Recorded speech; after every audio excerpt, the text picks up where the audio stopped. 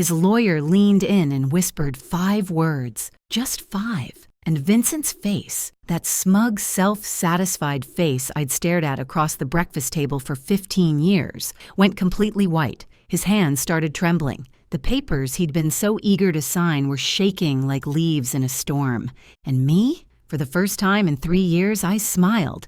But I'm getting ahead of myself. Let me start from the beginning, because you need to understand how we got here. How a woman everyone thought had lost her mind actually played the longest, most patient game of her life. My name is Alexis Dunst.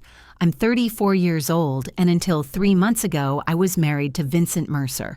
15 years of marriage. That's longer than most Hollywood relationships, longer than some small countries have existed, and definitely longer than my patience should have lasted. But I'm a stubborn woman. I get it from my grandmother. I met Vincent when I was 17. I'd graduated high school early, not because I was some genius, but because I was practical and motivated and really, really wanted to get out of my parents' house. I got a job at Henderson and Price law firm as a file clerk.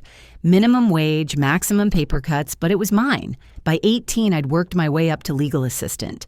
I was good with details, good with numbers, good with keeping my mouth shut and my eyes open. Vincent was 24 when we met at a client event. Charming, ambitious, full of dreams about building a real estate empire. He talked about the future like it was already his, like success was just waiting for him to show up and claim it. He said he was going to build something incredible. I said I'd help him file the paperwork. Romance, right? We got married when I was 19. Tyler came along when I was 20. I kept working at the law firm part-time while raising our son, building up my 401k, saving every spare dollar. My grandmother always said a woman should have her own money, not secret money, she'd clarify. Just her own, something nobody could take. At 23, Vincent's business finally took off. He asked me to quit the law firm and help him full-time. He needed someone to manage the books, handle clients, coordinate with contractors, someone he could trust completely. So I became his unpaid everything.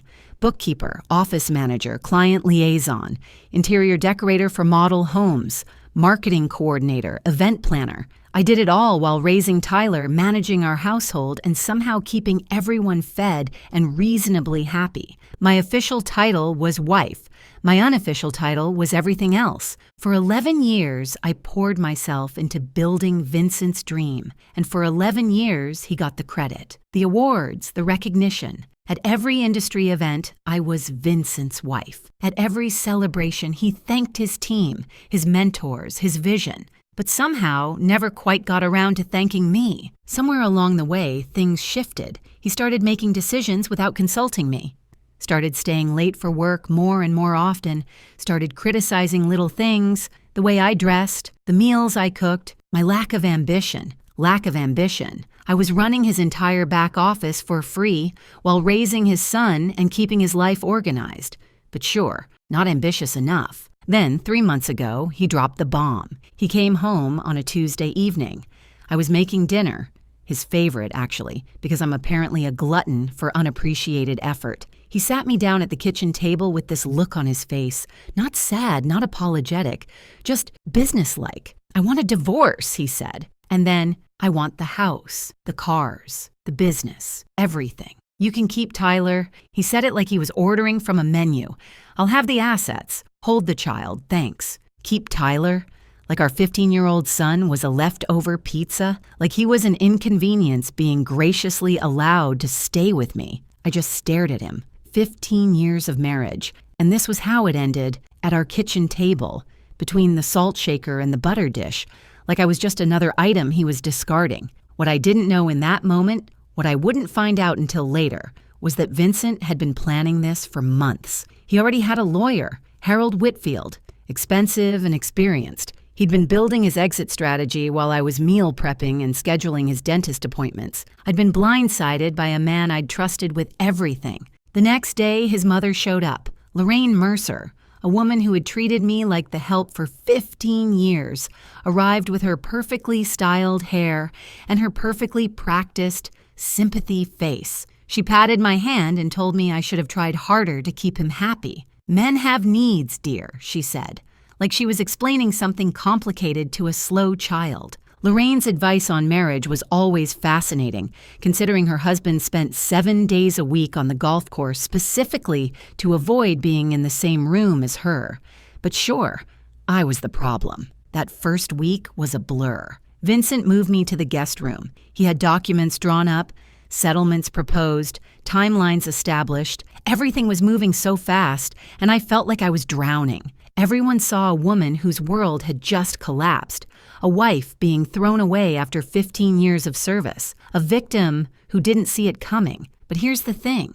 What Vincent didn't know, what nobody knew, was that I'd found something 3 years ago. Something buried in his own financial records, something he thought was hidden forever. And I'd been quietly, patiently preparing ever since. Before we continue, if you're enjoying this story, please hit that subscribe button and tell me in the comments where you're watching from and what time it is there. I read every single comment.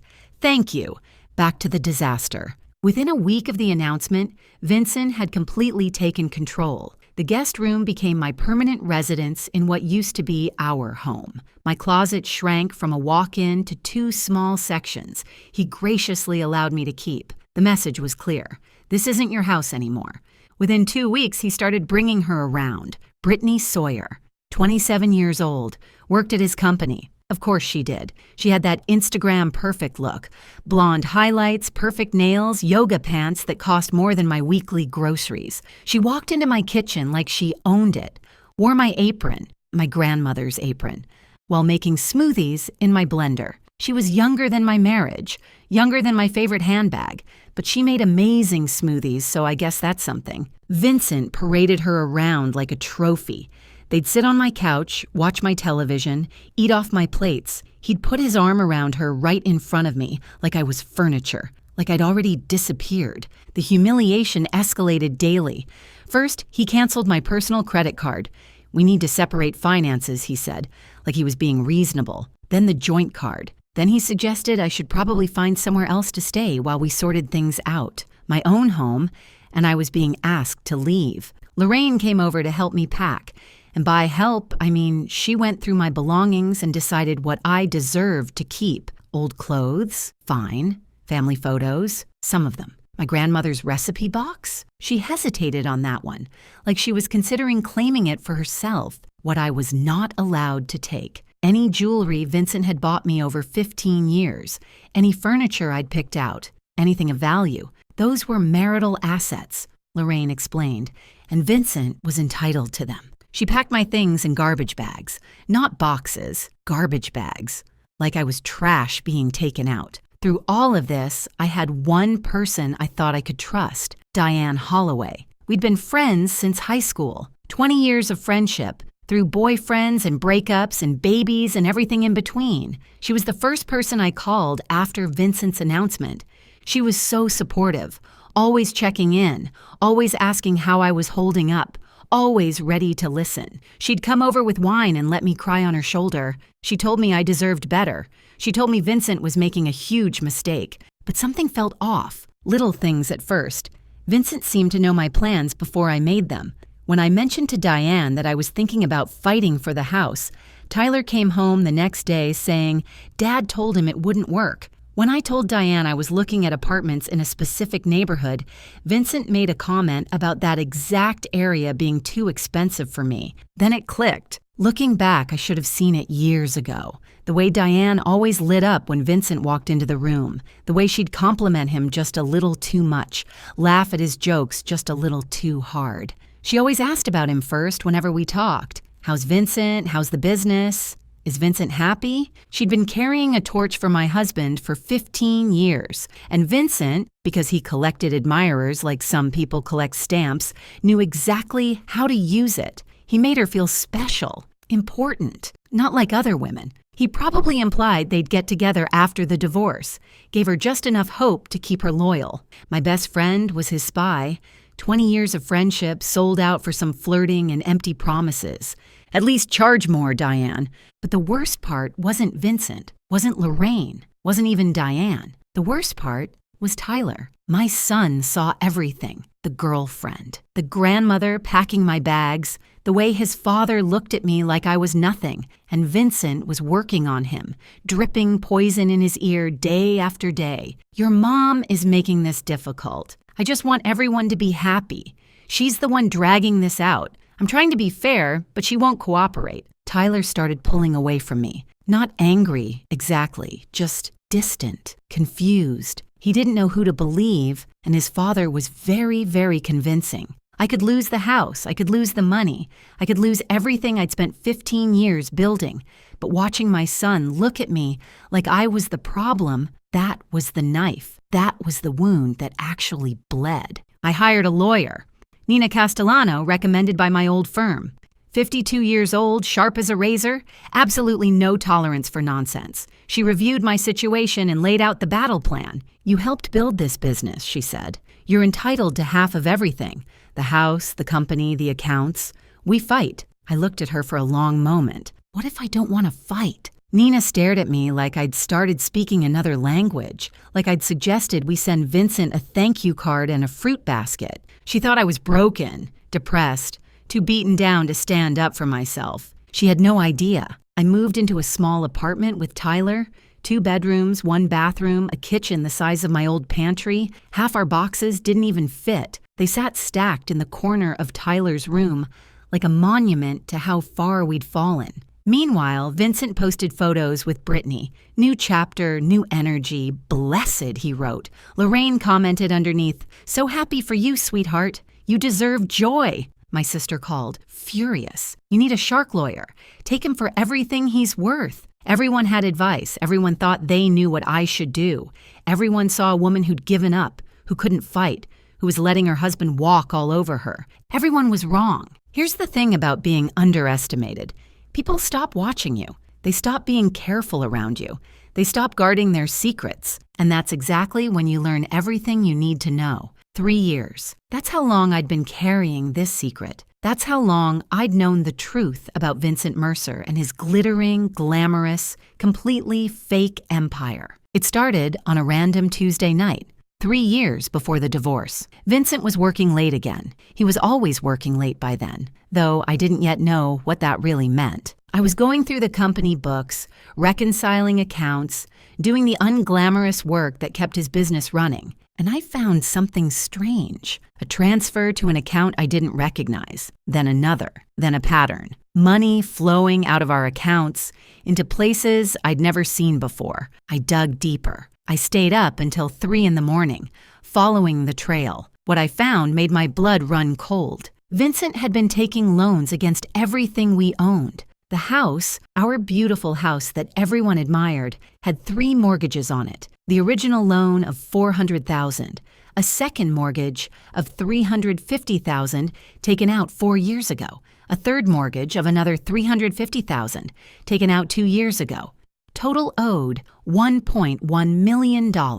Actual value of the house, $850,000. We were underwater by $250,000 on a home I thought we owned outright. The business was even worse. Lines of credit maxed out at $200,000, back taxes owed of $85,000, vendor debts of $120,000, equipment loans of $75,000. The company Vincent bragged about at every party, the company that was supposedly thriving, it was drowning in nearly $500,000 of debt. Even the cars weren't real. All 3 were leased with balloon payments coming due. We didn't own anything. We just had very expensive monthly obligations. I sat in my kitchen at 3 a.m, surrounded by printouts, and did the math. Total debt, approximately $1.9 million. Total actual asset value, maybe $1.6 million. We were $300,000 in the hole, maybe more. But where had all the money gone? I kept digging. Over the following weeks, I traced every transaction I could find, and the picture that emerged was devastating. Cryptocurrency investments, $180,000, all lost.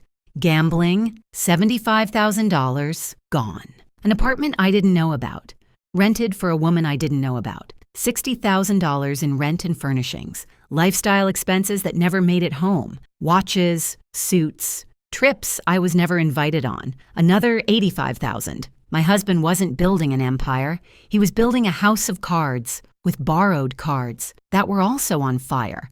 We looked rich the same way a mannequin looks alive, convincing from a distance, completely hollow up close. My first instinct was to confront him, to scream, to cry, to demand answers. But I knew Vincent. I'd watched him operate for years. If I confronted him, he'd manipulate me. He'd explain it away, make me feel crazy for questioning him. He'd probably find a way to blame me for it. And worse, if he knew I knew, he might try to take control of my separate money, too. See, I'd always kept a little something of my own, my grandmother's voice in my head. A woman should have her own money, my IRA from my law firm years. I'd rolled it over when I quit, but never touched it. By then it had grown to about $180,000. That was mine, earned from my job. Separate property under the law. And then there was Grandma herself. She'd passed away when I was 28, and she'd left me $340,000. Her will was specific. This money is for Alexis alone. I'd kept it in a separate account for 6 years, never commingling it with Vincent's finances, never using it for household expenses. My grandmother kept her own account for 50 years. Not secret money, she'd always say. Just mine. Smartest woman I ever knew. I had roughly $520,000 that was completely, legally, separately mine. So I didn't confront Vincent. Instead, I protected myself. I worked with my uncle, a retired accountant, to create an irrevocable trust for Tyler. My IRA and my inheritance went into that trust. My name wasn't on it as a beneficiary. Vincent's name certainly wasn't on it. It was for Tyler's future, college, a first home, emergencies. And it was untouchable. Then I documented everything. Every mortgage document, every hidden account, every suspicious transaction. I printed copies and kept them at my sister's house. I put copies in a safe deposit box. I saved everything on an encrypted drive. And then I waited. I knew Vincent would leave eventually. Men like him always do. They get bored, or they find someone younger, or they decide they deserve more. I just had to be ready when it happened. 3 years of waiting. 3 years of watching him dig the hole deeper. 3 years of smiling at dinner parties while knowing our entire life was built on quicksand. I got very good at patience and very good at pretending I didn't know my husband was financially drowning us both. When Vincent finally asked for the divorce, when he demanded the house, the cars, the business, everything, I almost laughed out loud. He wasn't asking for assets. He was demanding debt. He just didn't know it yet. Back in the present, I sat across from Nina Castellano and placed 3 binders on her desk. 3 years of evidence. Every mortgage document, every loan statement, every hidden account. She read in silence for almost an hour. When she finally looked up, her expression had completely transformed. "You've known about this for 3 years?" I was waiting for him to leave. I knew he would eventually. And when he demanded everything, he demanded all the debt. He just doesn't understand that yet. Nina leaned back in her chair. The pity was gone from her eyes. The concern was gone. What replaced it was something like awe. "So when you sign over the assets, I walk away clean. He gets the mortgages, the business debts, the lease obligations. All of it becomes his sole responsibility. And your inheritance, your retirement account, separate property, never commingled, legally protected, sitting safely in a trust for my son." Nina was quiet for a long moment. Then she smiled, a slow, dangerous smile. "Mrs. Dunst," she said, "I believe I owe you an apology. I thought you'd given up." I smiled back. "Everyone thinks that. That's kind of the point." Nina went from looking at me like a lost kitten to looking at me like a chess grandmaster. I prefer grandmaster, better outfit. The trap was already built, the numbers were verified, the documentation was airtight. All I had to do now was let Vincent think he was winning. And nobody does gracious loser better than a woman who's been practicing for 15 years. The next 3 months were a masterclass in acting. I became exactly what everyone expected me to be: broken, defeated, barely holding on. I showed up to mediation sessions with red eyes and trembling hands. I spoke softly, hesitantly, like a woman who'd lost all her confidence. I asked for so little that even the mediator seemed uncomfortable. "I just want enough to start over. I said during our second mediation. "I'm not trying to be difficult. I know the business is his life's work. I know the house means everything to him. I don't want to tear our family apart more than it already is. I requested a settlement of $50,000 cash, my personal belongings. Shared custody of Tyler, that was it." Vincent agreed immediately. He was probably expecting me to fight for half of everything. That's what any reasonable lawyer would demand. Instead, I was asking for crumbs. He looked at me across that mediation table with something almost like pity. Like I was a wounded animal he was graciously putting out of its misery. I deserved an Oscar for that performance, or at least a Golden Globe. I was giving the role of a lifetime, and my only audience was my lying, cheating, soon-to-be bankrupt ex-husband. With each passing week, Vincent's arrogance grew. He stopped being careful, stopped pretending to be the reasonable one. He started telling everyone who would listen that I hadn't even fought. "She just gave up," he told his golf buddies. I offered her a fair settlement, and she took it without a word. Lorraine was even worse. She bragged at her book club, at her church group, at every social gathering she attended. "Vincent is keeping everything. That woman didn't get a dime." I always knew she wasn't strong enough for my son. To celebrate his upcoming victory, Vincent bought himself a new watch, $15,000. I know because I saw the charge on the business account. He was still using company money for personal expenses, still digging that hole deeper. He wore it to our next mediation session, making sure I noticed. He also took Brittany to dinner at La Maison, the French restaurant where we'd celebrated our 10th anniversary. He posted photos on social media. "Life is good when you're with the right person," he wrote. The right person. He meant the person who didn't know about his debt, yet. Meanwhile, Brittany had started redecorating my house. New furniture in the living room, new art on the walls. She even painted my kitchen. Gray. She painted it gray. I spent 3 weeks choosing that sage green, 3 weeks of paint samples and lighting tests and driving myself crazy trying to get the perfect shade. And she painted over it with builder-grade gray, like it was nothing. Gray. Like her personality, like her future with Vincent once she found out he was broke. Very fitting, actually. Diane kept calling, fishing for information under the guise of friendship. I played along perfectly. "How are you holding up?"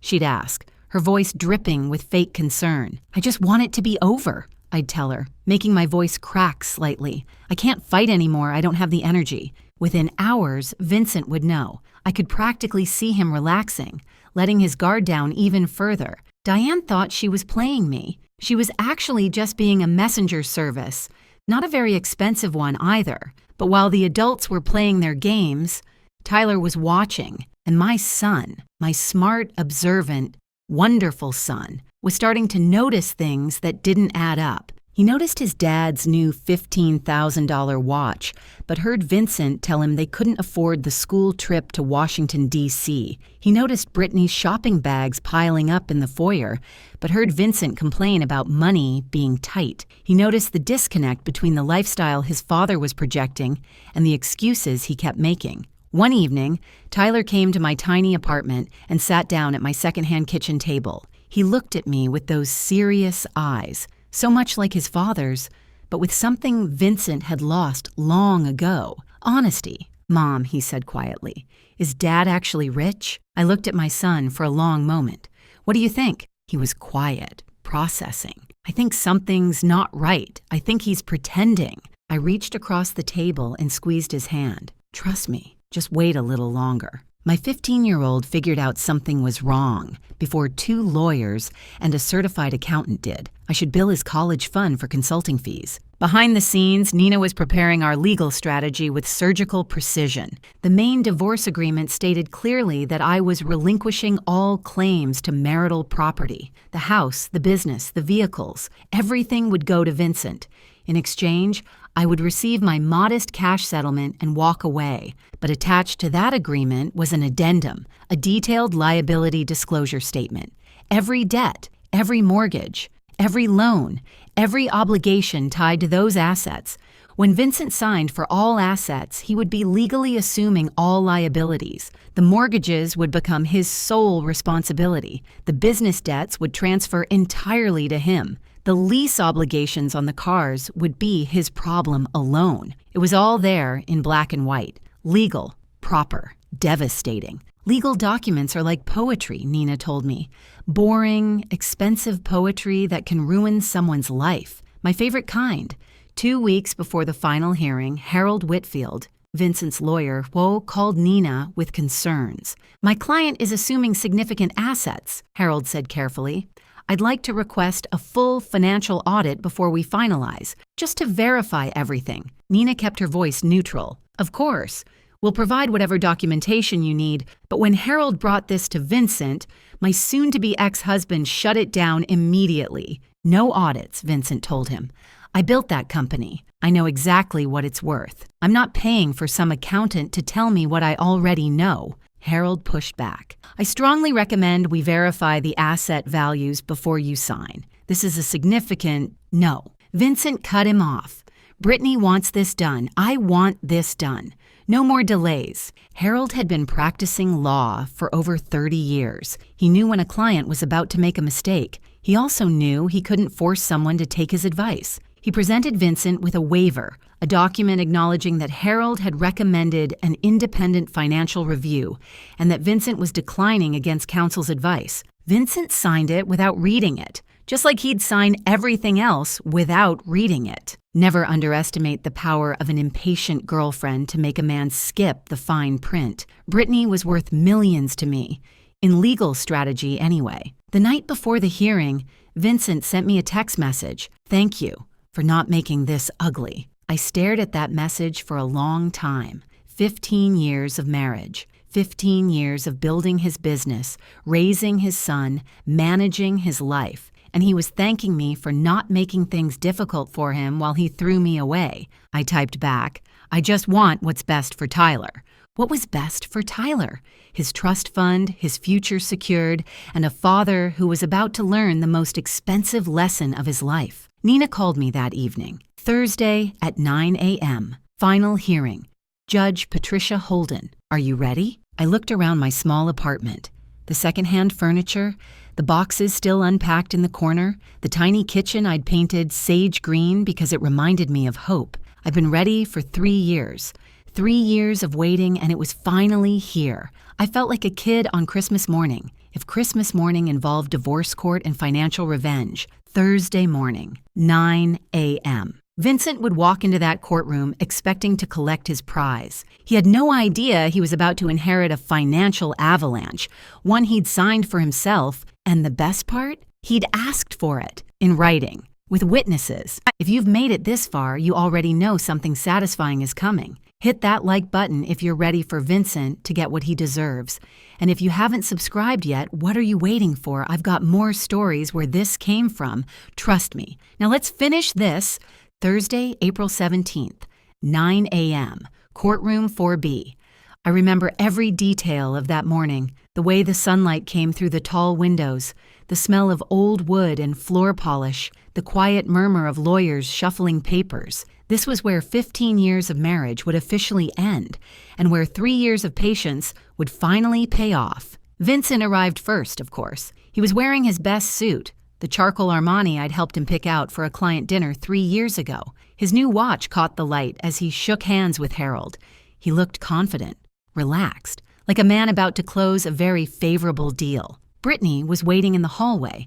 She wasn't allowed in the courtroom, but she wanted to be there for moral support. I caught a glimpse of her through the door. Perfect makeup, designer bag, scrolling through her phone like this was just another boring appointment. Lorraine was there, too, sitting in the gallery. She dressed up for the occasion, probably planning to take Vincent to a celebratory lunch afterward. She looked at me when I walked in and gave me this little smile, the kind you give someone you've already beaten. I arrived a few minutes after Vincent. Simple navy dress, no jewelry, hair pulled back in a low bun. I looked tired, defeated, like a woman who had nothing left to fight for. Perfect. I looked like someone who'd given up on life and fashion simultaneously. Very convincing. I should really teach acting classes. Judge Patricia Holden entered, and everyone rose. She was in her early 60s, silver hair, reading glasses perched on her nose. 30 years on the family court bench.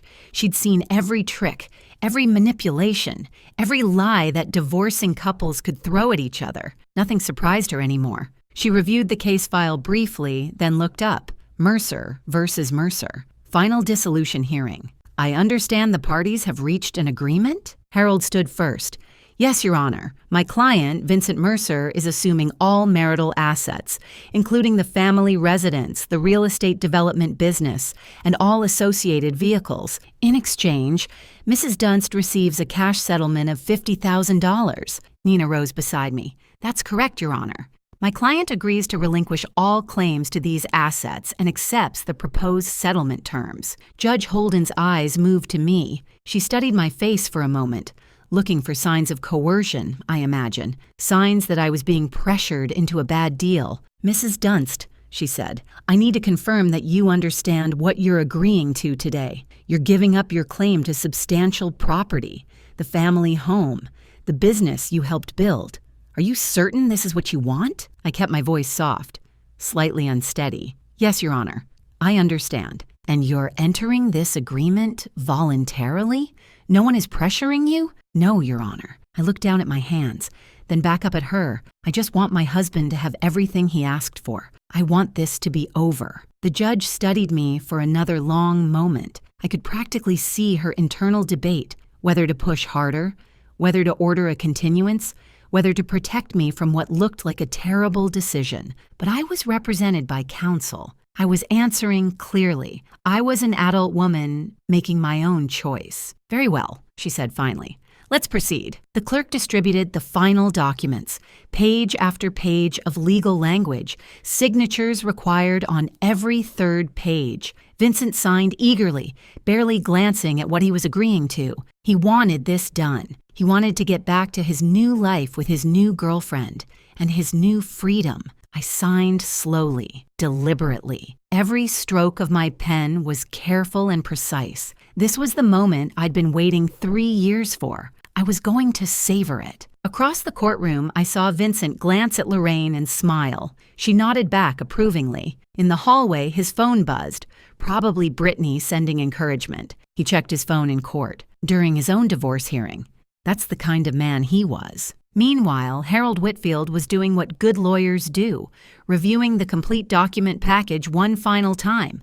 Main agreements, signed. Asset schedule, signed. Settlement terms, signed. Then he reached the addendum, liability disclosure statement. I watched his face as he read, watched the confusion flicker across his features, watched him flip back a page, then forward again, like he was hoping he'd misread something. He hadn't. Harold's face went pale. He leaned toward Vincent, trying to be discreet. Sir, he whispered, we need to talk. Vincent waved him off, still basking in his victory. Not now. We're almost done. Sir Harold's voice was more urgent. You're assuming all debt. Vincent turned to look at him. What? The liability disclosure, Harold whispered, papers rustling as he pointed. The mortgages, the business liens. It's all here. You're assuming personal liability for everything. For the first time, Vincent actually looked at what he'd signed. I watched his eyes scan the numbers, watched the color drain from his face. House, $1.1 million owed. Market value, $850,000. Business, $480,000 in combined debts. Vehicles, $115,000 in lease obligations. Additional personal liabilities, $200,000. Total debt, approximately $1.9 million. Net value of everything he'd just claimed, negative $300,000. He hadn't won the lottery.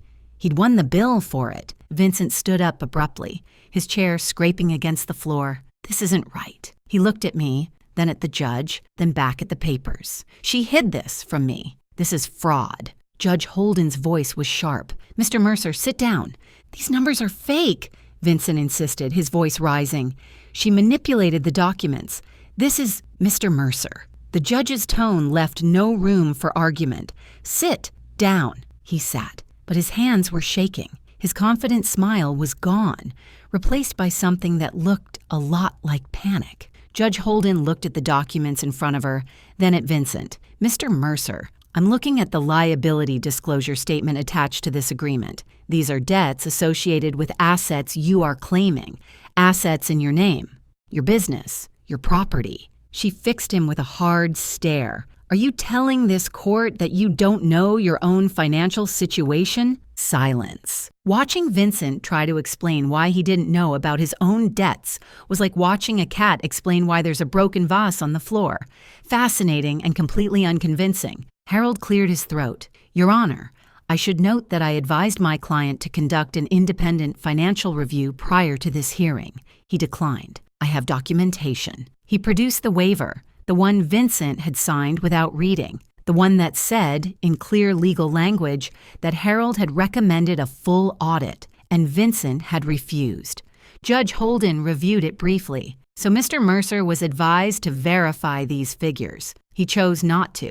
He signed a waiver acknowledging that choice. She looked at Vincent. Is that correct? Vincent was staring at the waiver like it was a snake that had just bitten him. I thought, is that your signature, Mr. Mercer? A long pause. Yes. Then you assumed this risk voluntarily. Judge Holden's voice was matter of fact. You had the opportunity to investigate. You chose not to. The agreement stands. Vincent turned to me, desperation breaking through his composure. You knew. His voice cracked.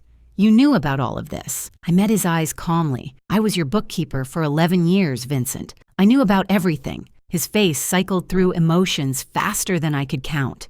Confusion, rage, betrayal, fear. And finally, the one I'd been waiting for, realization, the understanding that he'd done this to himself. I want to withdraw the agreement, Vincent said, turning back to the judge. I didn't understand what I was signing. This isn't fair. Judge Holden shook her head. Mr. Mercer, you signed documents before this court stating you understood and agreed to all terms. You were represented by competent counsel. You declined additional review. Your wife did not hide anything. These are your debts, your mortgages, your obligations. She paused. The agreement is final. The gavel came down. Mrs. Dunst, you have your settlement. Mr. Mercer, you have the assets as agreed, along with all associated liabilities. This marriage is dissolved. I stood, smoothed my dress, picked up my purse. Then I looked at Vincent one last time. He was slumped in his chair, papers scattered in front of him, his whole world collapsing around him. You said you wanted everything except Tyler, I said quietly. I gave you exactly what you asked for. I walked out of that courtroom without looking back. In the hallway, I could hear Vincent's voice rising, yelling at Harold, demanding to know how this happened, threatening lawsuits. Harold's calm responses. I told you to get an audit. I have it in writing. You refused. Through the glass doors, I saw Brittany's face change as she listened, saw her look at Vincent, really look at him, and see something other than the successful businessman she'd thought she was getting. She was gone before I reached the elevator, moving fast, heels clicking on the marble floor, not looking back. Brittany's exit was faster than her entrance into my marriage. At least she was consistent. I stepped outside into the April sunshine. The sky was blue. The air was warm.